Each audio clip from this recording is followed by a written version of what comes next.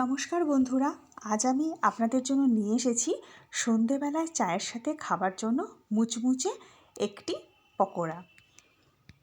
ঘরের কোণে এক টুকরো বাঁধাকপি পড়েছিল, সেটা সরু ফালি করে কুচিয়ে নিয়েছি। আর আধখানা ছিল ক্যাপসিকাম, সেটাও সরু করে কুচিয়ে নিয়েছি।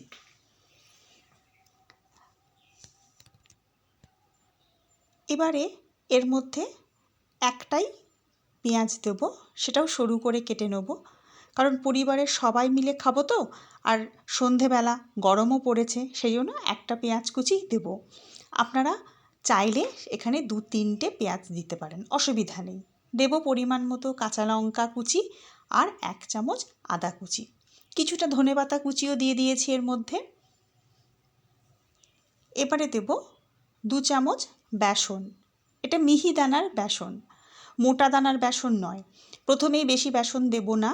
আর দেব 1 চামচ চালের গুঁড়ো। চালের গুঁড়োটা অপশনাল, থাকলে দেবেন, না থাকলে দেওয়ার দরকার নেই। 1 চামচ গোটা ধনে এর মধ্যে দিয়ে দেবো। আর দেব 1 চামচ জোয়ান। দেব হলুদ গুঁড়ো, স্বাদ মতো লবণ আর অল্প একটু চিনি। চিনিটাও অপশনাল। এবারে ভালো করে মেখে নেব।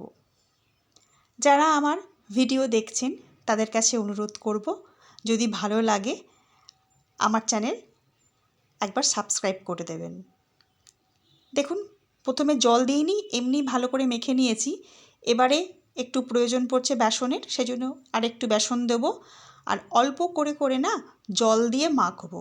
প্রথমেই যদি একেবারে বেসন দিয়ে দিই আর বেশি করে জল দিয়ে দিই, তাহলে পাতলা হয়ে যাওয়ার সম্ভাবনা থাকে। বেসন বেশি দেওয়ার একদম প্রয়োজন নেই। প্রয়োজন মতো যদি লাগে তখনই বেসন দেওয়ার দরকার। এইভাবে ভালো করে মেখে নেব। দুটো নতুন জিনিস কিন্তু আমি এই পকোড়ার মধ্যে মেশাবো। সেগুলো অনেক দিন ধরেই কিন্তু আমার ফ্রিজের মধ্যে একোনায় ওকোনায় গড়াগড়ি যাচ্ছিল। ছিল কয়েকটা কাঁচা চিনে বাদাম, এর মধ্যে দিয়ে দিলাম। আর দেব 1 মুঠো কাঁচা চিড়ে। এই চিড়েগুলোও অনেক দিন ধরে পড়ে রয়েছে, সেটা দিয়ে দেবো। বিশ্বাস করুন, এই পকোড়াটা কিন্তু খেতে খুব সুন্দর হয়েছিল। অল্প অল্প জিনিস ঘরের কোণে পড়েছিল, সেগুলো সব একসঙ্গে মাখিয়ে যখন জিনিসটা তৈরি হলো, খেতে সত্যিই খুব ভালো হয়েছিল। এবার সর্ষের তেল গরম করে ভেজে নেব। আপনারা সর্ষের তেলের পরিবর্তে সাদা তেলও ব্যবহার করতে পারেন। সন্ধেবেলায় ঘরে থাকা সামান্য কিছু উপকরণ দিয়ে মুচমুচে সুন্দর একটা জলখাবার তৈরি হয়ে গেল। শুধু চায়ের সাথেই খান বা মুড়ির সাথে খান, সবাই মিলে আনন্দ করে খান। বাইরে থেকে কিনে এনে খাবার কোনো প্রয়োজনই পড়বে না, কারণ বাইরের খাবার তো সবসময় হেলদি হয় না।